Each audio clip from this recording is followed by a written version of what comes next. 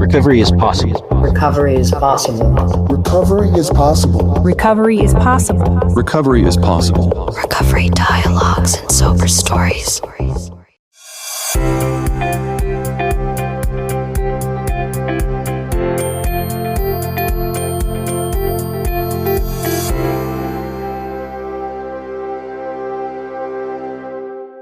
Welcome to another episode of Recovery Dialogues and Sober Stories, where we delve into the inspiring and transformative world of addiction recovery. In today's episode, we're shedding light on the indispensable role of peer support in the journey toward lasting sobriety. There are time-honored 12-step programs like AA and NA and non-12-step groups like SMART Recovery and SOS. But peer support comes in various forms, each catering to the unique needs of individuals in recovery. The growing influence of recovery coaches and online support platforms also revolutionizes how we connect and heal. Peer support is the lifeblood of addiction recovery, offering emotional sustenance, practical guidance, and a powerful sense of community. It fosters an environment of increased accountability and bolsters self-esteem, empowering individuals to take charge of their lives and navigate the complex recovery process. Join us today as we explore the many facets of peer support and how its integration into recovery programs can make the road to sobriety a more manageable and fulfilling journey for all. So grab a seat, tune in, and embark on the enlightening and empowering conversation together. Today, an extraordinary guest is on the show to expound on this subject. Cheryl Brown Merriwether, the VP and Executive Director of the International Center for Addiction and Recovery Education, ICARE, is our podcast guest today. With over 2 decades of experience in corporate HR management at AT&T, addiction recovery awareness, and adult education, Cheryl brings a wealth of knowledge and expertise to her role at ICARE. She oversees ICARE's 3 divisions: Strategic Sobriety Workforce Solutions, International Association of Professional Recovery Coaches, and NET Institute. Cheryl is also involved with Project Opioid. Her work in addiction and recovery has won her awards, including Bamboo HR and Success Magazine recognition. She has also written for Fortune Magazine, HR Executive Magazine, and other top-tier publications. I welcome you, Ms. Merriwether, to the show. So let's get started. Can you share with us your definition of peer support and how it can be an effective tool for recovery? That's a great question. Well, let's see. My definition of peer support begins with first looking at the definition of peers in general. Common definitions of peers refer to people that have similar interests or other things in common. When peers come together in community, one of the greatest and primary benefits is that they are able to influence the beliefs and behaviors of others. So when we talk about recovery peer support, in my definition, it's really just when people use their own personal lived recovery experiences to help others so that they can, navigate their own journey and achieve their own goals. There are different types of peer support. For example, people can share personal experiences relating to the use of mental health services, or if not their personal experiences, I know in some states they allow peers or encourage peers to participate based on the experiences that they have with others, or family members or partners, those types of things. But at the end of the day, they are all connected and committed to sharing these lived experiences, these personal experiences as it relates to either mental health and or substance use disorders and treatment. They all exist to bring together people to share, to support, and to help. And that's really what it is for me. It's about creating that space, a safe space or safe place or safe community where people can feel accepted, where they can feel understood, where they can come to get help and support, particularly for those folks struggling with substance use disorder. It's people willing to help others engage, and we provide education because we want to show up to help folks pursue and overcome their personal struggles with substance misuse or other unhealthy coping behaviors. We want them to achieve sobriety, and those things can be best achieved when individuals are part of a recovery community, and the community is composed of peers or people who have those similar life experiences, because it is those folks who are in the best position to help others make the long-term lasting behavioral changes that are needed to abstain, to achieve sobriety, and to maintain long-term recovery. How should peer support be viewed compared to traditional therapy? That's a really good question. So, traditional therapy is where you will find counselors and therapists, and those folks are licensed and trained, and they're experienced clinical practitioners. They serve a vitally important and greatly needed role in the behavioral health continuum of care. Unfortunately, there's just not enough of them to meet the need that exists today. So, in response to your specific question, peer support should, in my opinion, not be viewed as something that would take the place of traditional therapy. I like to say that peer supporters can complement and supplement the traditional services. The number of formally trained peers is growing nationally, and they are a force multiplier. The peers play a vital role in the evolution of addiction treatment and recovery support in the United States. Another thing that I'll briefly mention here is that counselors and therapists who are working within the traditional treatment systems, well, some of them have told me that they are sometimes restricted in terms of the things that they can say with their clients or their patients. So, as a result, when we think about this through a culture lens or culture perspective, if you will, the care providers working within these institutionalized and let's say it commercialized corporate entities, well, they're not able to bring their entire transparent and authentic selves to their roles. And that, as a result, will cause them to sometimes lack the energy or the commitment. Again, the word authenticity, they cannot be themselves fully when they are working to meet the needs of hurting people. And of course, there are countless laws and rules and regulations that restrict the use of volunteers in the therapeutic systems, and things like confidentiality and privacy laws, the need to focus on liability and risk management and things like that. So those individuals who, because of their life experience, well, the peers have a passion and a commitment to help these folks.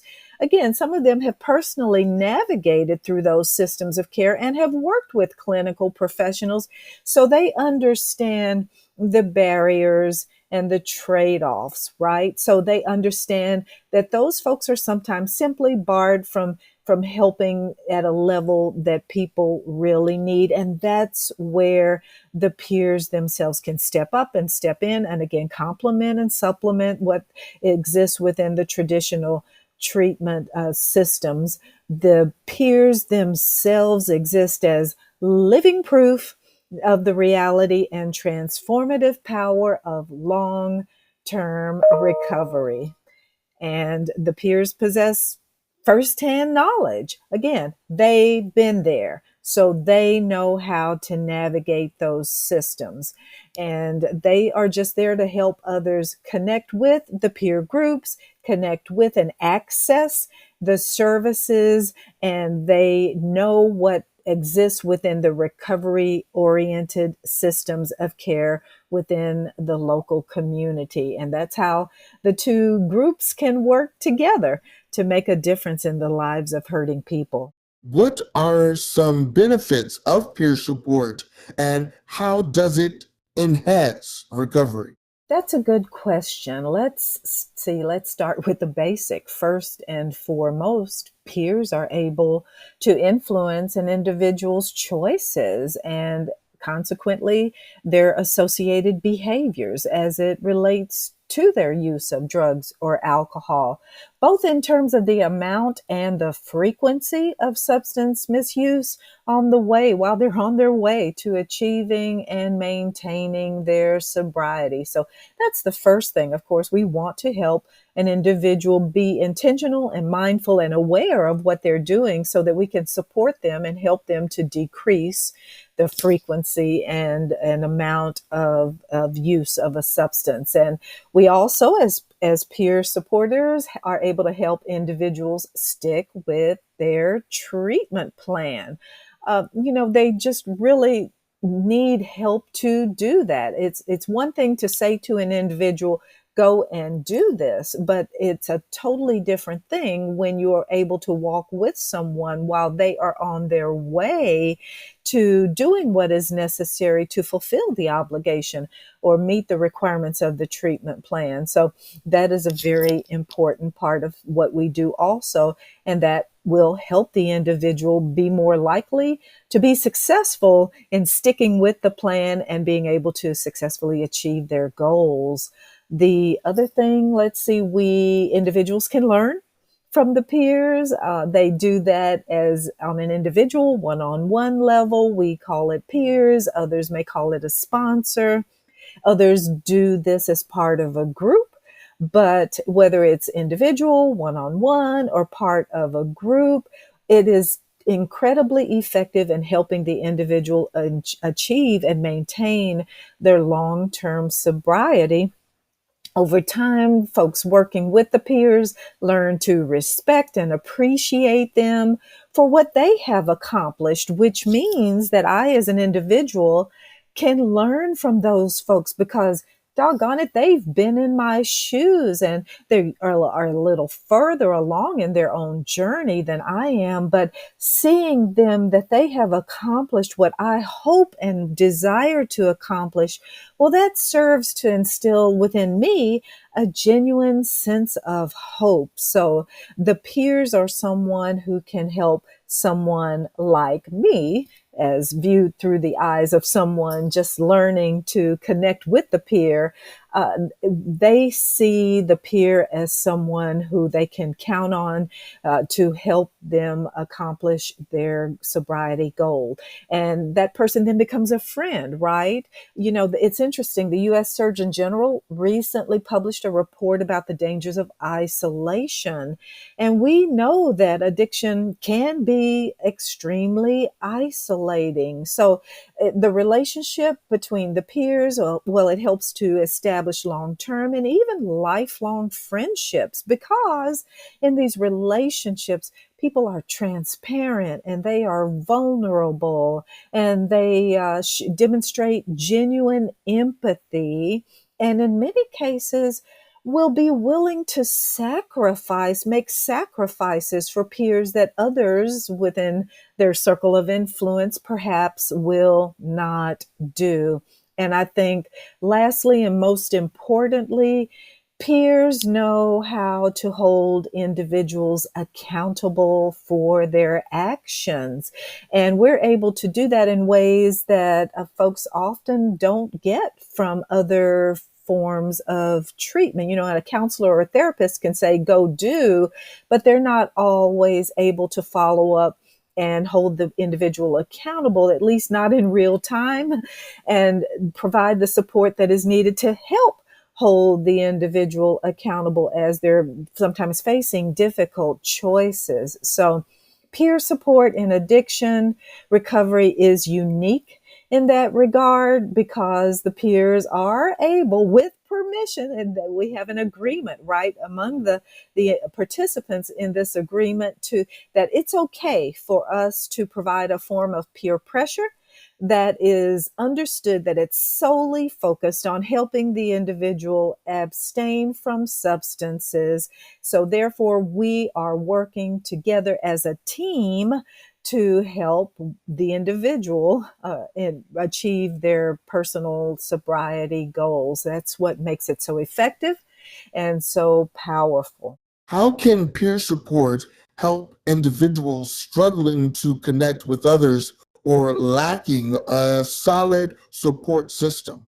You know, it's sad, but it's also very true that not everyone has a strong or supportive family system.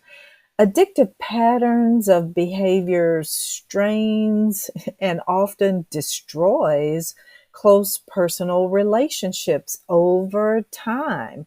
And as a result, peers are not able, or excuse me, peers are able to do for an individual what their own family is not able to do. Maybe they're not trained in how to handle an individual struggling with a substance use disorder, or maybe they've tried and failed repeatedly to properly support the individual struggling with a substance use disorder, or maybe the family system is contributing more to the addictive patterns that we see reflected through the life of the individual struggling to overcome the substance use disorder or the addictive behavior. So when it is true in those circumstances that the individual cannot get the help that they need, either from their family or from others in their environment, maybe they're part of a social group, or they may be in college and they have roommates, or it's fraternity, sorority groups that are contributing to some of their unhealthy choices and behaviors.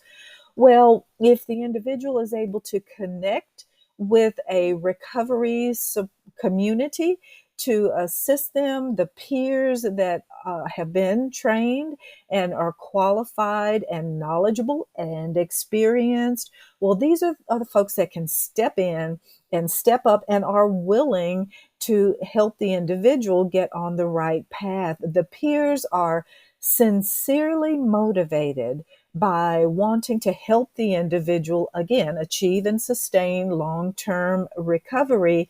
They genuinely want what is best for the other person. And the individuals who are part of a peer group, well, they achieve a sense of belonging to the group, which is something that they may not otherwise have.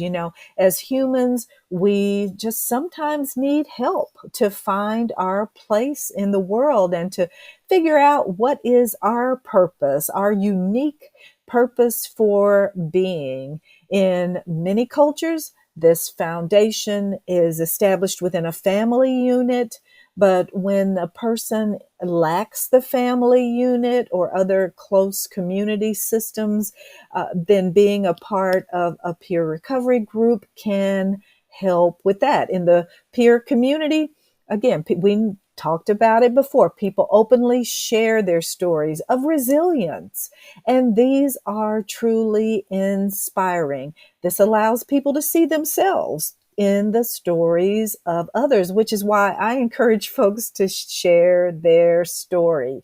The connection is personal, It creates a bond among the peers that is long lasting, if not lifelong lasting. And it provides a sense of purpose and meaning that can come from what is truly often a very messy journey on the road from addiction to recovery.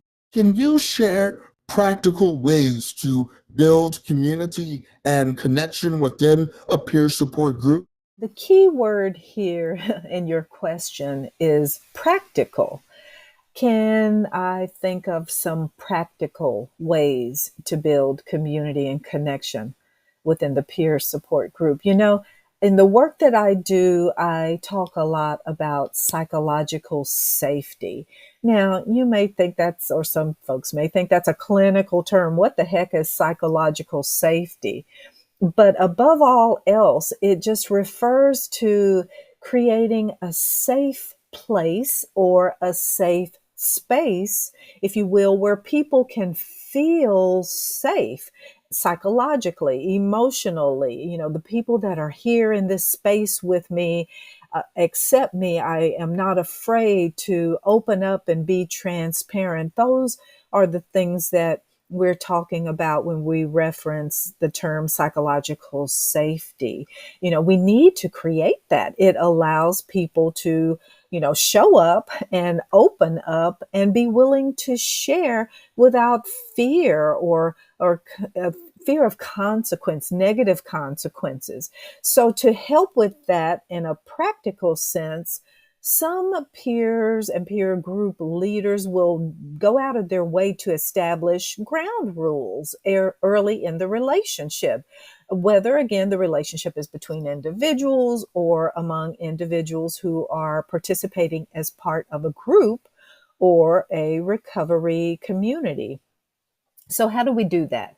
Well, first we lead by example. We set an intention, if you will, to develop positive relationships with others. And we can do that ourselves by being transparent and curious and self-reflective. Again, as a leader, it is really important for us to lead by example. So I earlier mentioned that it's important to share your story. It may take a while to build up the courage, but once you do, you find out how powerful those stories are. So I share my personal, stories appropriately. I share my thoughts and my feelings. I share experiences and encourage others to do so as a way to facilitate engagement.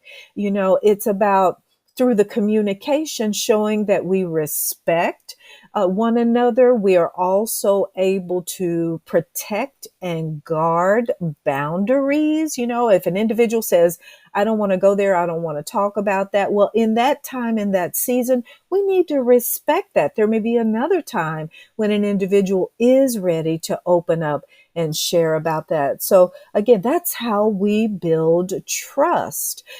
We talk about protecting confidentiality. Things that are shared in the group are intended to stay within the group unless there has been agreement otherwise. An individual may say, I don't mind if you share that with others, but absent that, as a practical matter, what is said in the group stays within the group. You find doing this work that small things matter, even down to, do we arrive on time? Do we stay for the duration of the meeting?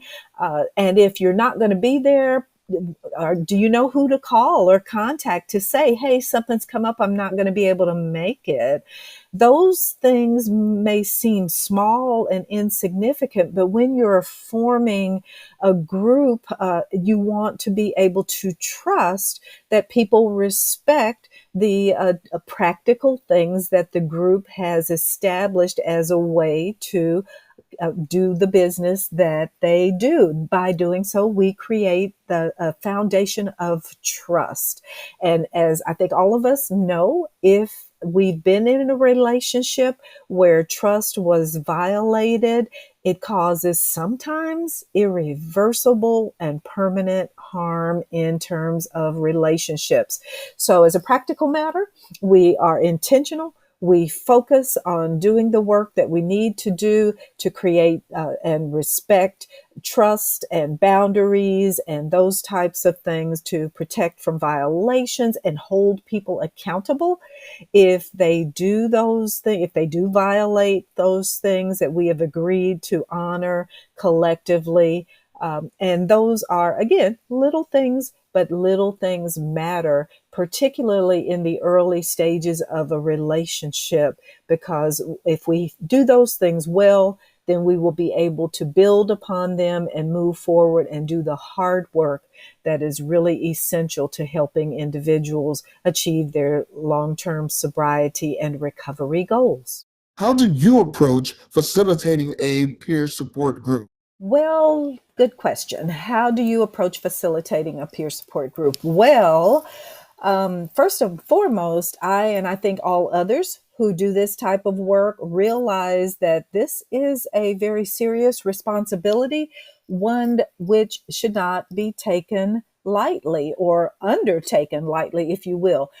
Ideally, facilitators should have first successfully navigated their own personal recovery journey. I mean, that's what it's about, right? We're sharing our lived experience and we're helping others to pursue their own personal recovery journey. So on our road to recovery, we have, as participants, sat in on other groups, usually with different types of facilitators who have different styles, and you get a sense of what are the best practices. And we like to model those best practices that we have seen others use. And so it is very important that we've navigated our own journey, gotten a sense of what worked for us, what others have done in terms of their techniques and their approaches that have been successful, not only in our lives, but in the lives of others. So that's the foundation. And then beyond that, you should, if possible, and really probably necessarily do this, which is to attend and complete an approved training program that is provided by a credible or reputable organization. And there are some out there. I work for the International Association of Professional Recovery Coaches. We train and certify recovery coaches and addiction awareness facilitators and peers. There are organizations like NAMI out there, the National Alliance for Mental Illness. They have a training program. And then there's the Copeland Center and others out there. So there are many very credible training providers out there. And so I would encourage folks to go through one of those programs. In addition to that, facilitators just have to spend time attending meetings or scheduling meetings for the groups at regular intervals, and they need to be prepared to support the group as a leader for an extended period of time. It can't be I'm here this month, but I'm gone next month. But if you're making a commitment to perform as a facilitator in a leadership role, it's very important to schedule regular meetings at predetermined and clearly communicated intervals, and to be willing to commit to that and show up and support it for an extended period of time. Doing so helps others plan their life around being able to likewise show up and commit to the process. And again, as is true with other types of leaders, facilitators should respect that there will be different personalities and different cultures and different political and religious types that show up as participants in the group, and they will have different lifestyle choices, and that's okay. We respect that. We welcome that. We open our doors and invite, come one, come all. Now, knowing that not everyone is a good fit for every type of group, it should be up to the individual to decide if this group or that group is a good fit for them personally, but we should set the environment that makes it known that we welcome all individuals from where they are to begin to take the journey to move forward. You know, we must never forget that recovery is hard work. And it is primarily the commitment and the determination of the facilitator to care for, to nurture, and to protect the relationships in the group first. So we want to strengthen connections and make it so that the group is not just a group, but it is our group. It is our recovery community. And for some, it's our family. So that is how I approach creating and supporting and maintaining long-term a peer support group. Can you speak to any challenges or potential drawbacks to peer support and how to address them? Well, as is true with everything else in life, there are challenges and there are potential drawbacks to peer support. So, in the previous question, I did comment about the diversity factor, right? So, peer support groups, networks, they are extremely diverse. And so, for that reason, it's a good idea that people do take the time to try to find out about the values and the practices of a particular group before joining it. You know, just because people have been through similar life experiences, well, that doesn't necessarily mean that they are someone that you'll click with. So success in peer recovery support, again, I don't mean to be repeating myself, but it is based almost entirely on relationships. So, and relationships are hard. So taking the time to find a person or find a group that you feel comfortable with is worth the time and the effort that you put into it to do so, to make sure that the person you're going to be working with or the group is a good fit for you. Remember, peer support is not an alternative to primary care, but it should be used to complement and supplement those other forms of clinical treatment. People that join peer recovery groups as an alternative to formal treatment, well, gosh, they may cause harm to themselves or to others, but they may not be ready to be a part of a group. They may have experienced trauma in their background, or, you know, they may still be relapsing or using substances. So they may just not be at a place where they are ready to be a part of a group in a healthy way that supports themselves and others at that particular point in time.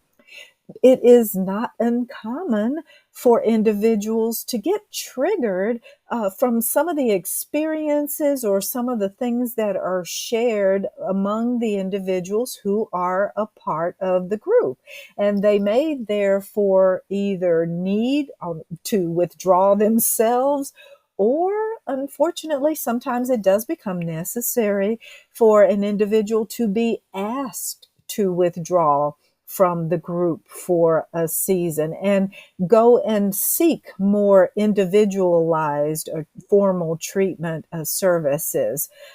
It just is that way. And again, people who are part of these groups over extended period of times and leaders who have been formally trained, they are able to recognize and meet people where they are and appropriately guide individuals to either continue as part of the group or as part of the peer relationship, or to help them connect with other resources that may exist within the community or through other or other forums so that they can get the help that they need. And that is the ultimate goal, is it not? For us to be able to provide the support and help people to get what they need. And if not with us, with others who are qualified to support them. And those, I think, are some of the greatest challenges and most potential drawbacks. But the good news is we know how to address them and deal with them and help others do so as well. In your opinion, how can mental health professionals work collaboratively with peer support groups to enhance the recovery process? I love this question. This is one of my favorite questions. I am a believer in collaboration and cooperation, and under the behavioral health umbrella, which, is a kind of a clinical term, but it basically recognizes that, and the statistics bear this out, that approximately 46 to 50% of individuals who struggle with mental health issues also need help and support with substance use disorders as well. So I tell people that mental health and substance use disorders are two sides of the same coin. Clinically, they are referred to as dual diagnosis often. So peers are a vital component of mental health services. They are recognized, and in many states, they are a licensed or a part of the mental health clinical treatment team, if you will. So it's, again, the type of thing that we want to encourage for both the substance use disorder and mental health practitioners to recognize the value of the other party and to be willing to work together to take or provide support to individuals, whether they are coming through the mental health door or whether they're coming through substance use disorder treatment. But we want them to know that they have resources and a team of care providers, clinical and non-clinical, coming from both perspectives. We've already said and established that peers learn best when they are able to hear from others who have been where they are and traveled the journey that they're traveling on. And increasingly, we realize that even health insurers, in addition to treatment centers and others in the behavioral health arena, they are increasingly seeking to expand the role of peers to assist those who may, again, need that extra help with respect to their use or misuse of substances. So for this reason, organizations like Mental Health America, I've already mentioned NAMI, these groups, and ICARE, of course, the Copeland Center, they are providing training for peers that is recognized, that is because of the quality of training that these organizations provide. Peers can be found in all 50 states, as can mental health practitioners and services. So the mental health peers specifically are recognized or licensed and certified at the state level by certification boards around the country. Again, and going through that formal state recognized clinical system, it is required that the peers obtain and complete training. They are also required to document their field experience, as well as often sitting for state exams that are administered by the state. And those folks will become credentialed peer recovery specialists that are recognized by the state licensure and treatment boards. But again, outside of that system, we've already talked about the peers who work more so in the non-clinical space, right? The the support groups and those types of things. So people call these things different names. So that's why I encourage folks, find out what they're called and figure out what you want to be in terms of your aspiration. Do you want the support of clinical folks, or do you want the support of a non-clinical group? And what are those groups called in your perspective state?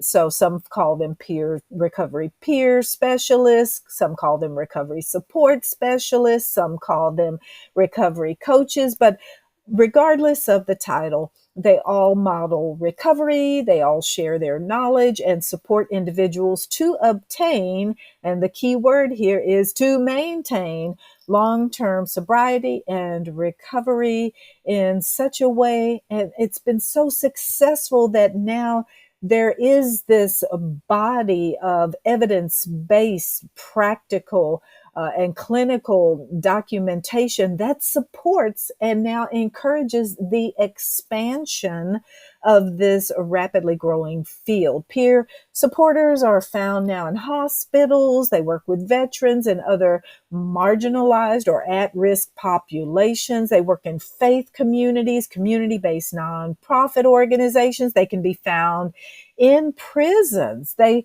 work, again, either as part of a formal treatment team in a recovery center with the professionals, the therapists, the social workers, and the psychiatrists, but also they work outside of that system of care. But they are all part of what is called a recovery-oriented system of care. And the peers are the ones that show up. And oh, by the way, they know how to help those folks connect with things like transportation, basic need, job care services, child care services, financial assistance, or other forms of education, whatever the individual may need to support their long-term recovery. That is how the peers can be a part of that community of care. And it's just a wonderful thing.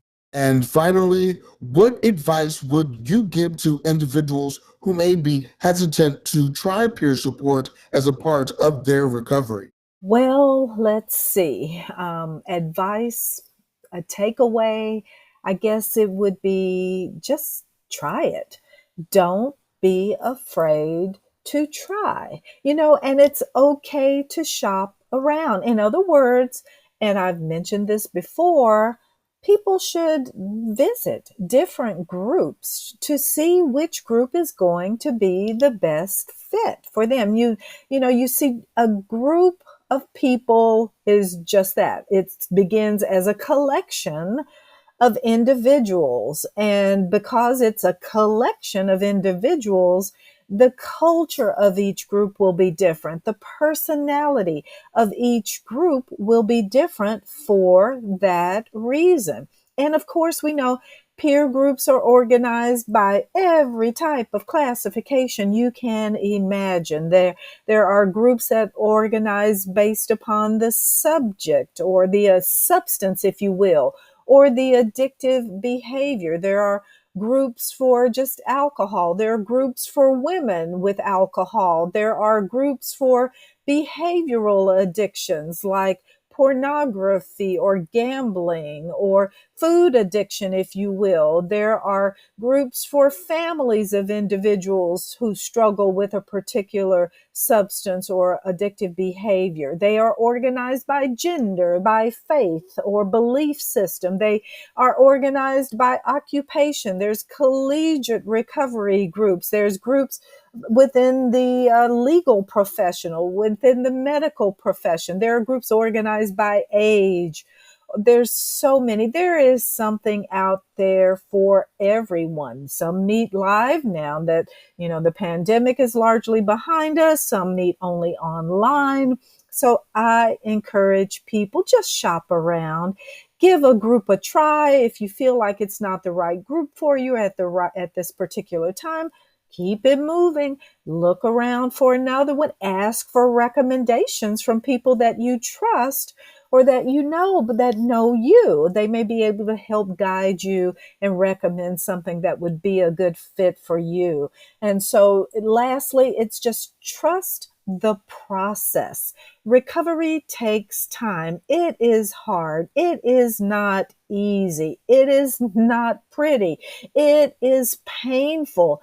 Often people will even achieve a level of sobriety, but they may not be in recovery because they have not fully addressed the underlying issues that cause them to misuse substances in the first place. And unless they get down there to that level and do the work, as you hear people say, it's likely just, sadly, unfortunately, just a matter of time before some life event or circumstance will come along that will cause a person to relapse.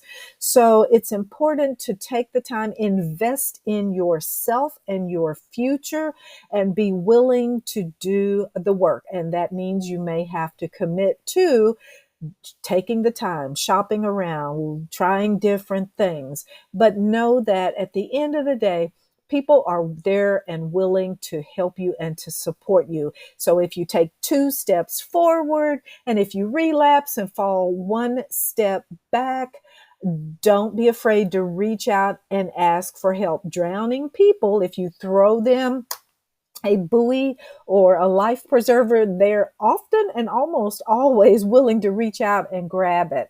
So that's what the network of trusted peer supporters and the peer recovery community will provide. They will help you get yourself up, dust yourself off, and start all over again.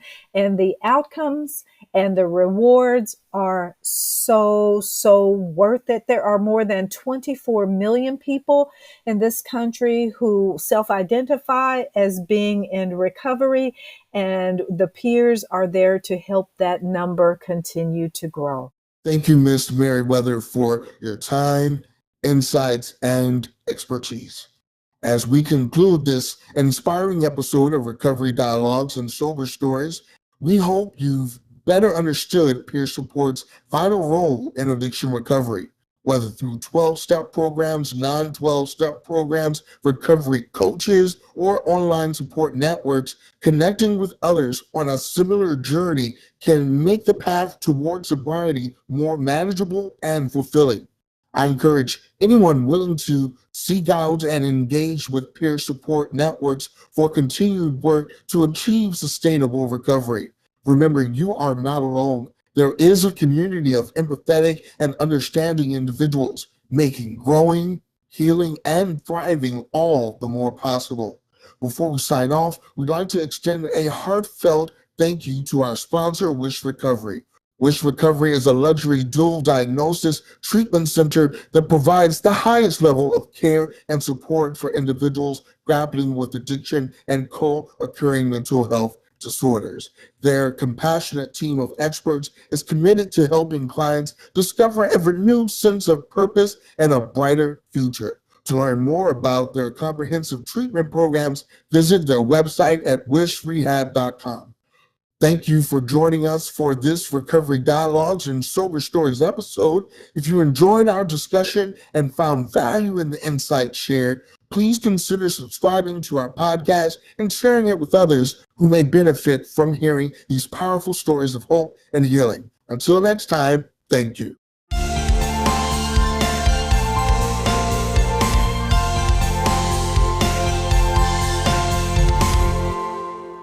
Recovery is possible. Recovery is possible. Recovery is possible. Recovery is possible. Recovery is possible. Recovery dialogues and sober stories.